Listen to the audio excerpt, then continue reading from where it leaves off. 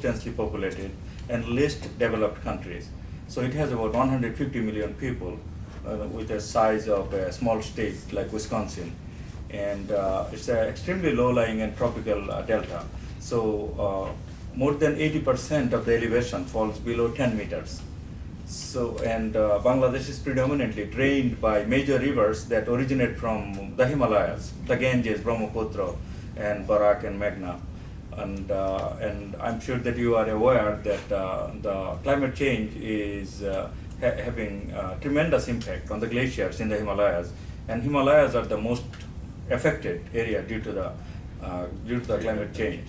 And the impact we are having is the flooding, for example, more flooding during summer months, and also the increased number of cyclones, the Ayla, Nargis, and all this. And there are all sort of studies done. If sea level rises only by 1 meter, which is 3 feet, it's not that much. It's all within the prediction by the IPCC and all. Then about 17% of Bangladesh will be affected directly, meaning will be drowned, and that will directly mean displacement about 15 to 20 million people. Now 15 to 20 million people, these are obviously will become environmental refugees because it's a very land-hungry country. It's one of the most densely populated countries in the world, so there will be no place for them to go, and that will destabilize the region, if not the world. So that environmental refugee situation is quite concerning. And what we feel that we are the direct victim, if you will. Bangladesh is really the ground zero of the climate change due to the global warming.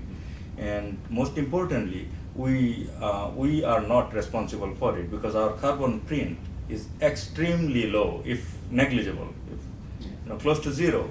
But we are going to be the number one victim in terms of the number of people devastated, the environment being polluted by the salinity ingress by the rivers.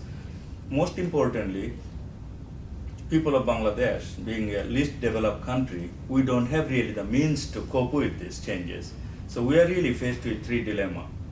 We are faced with climate change devastation in terms of the natural calamities and the destruction of the ecosystem and the environment. And then we will be mostly affected, but it's not in our hand. We are not cause of that change, and we don't have the means to deal with this. So along those lines, we absolutely appreciate what UN is doing to face the climate change issue. Because especially very admirable is IPCC, obviously. It's one of the largest group of scientists in the world that ever came together to produce such a good report, and where they document well that it is human-made and predominantly contributed by certain countries, the developed countries. And we feel that they are not doing their part, the developed countries, the cause of this change. And we are here to list some of those concerns and make some of the recommendations, make some of the demands as to what we feel that UN can do and should do. And we, as I said, that we feel that UN is really on our side. We are not really facing each other. We are really partners in this. We are just trying to list our concern and recommendation. At this point,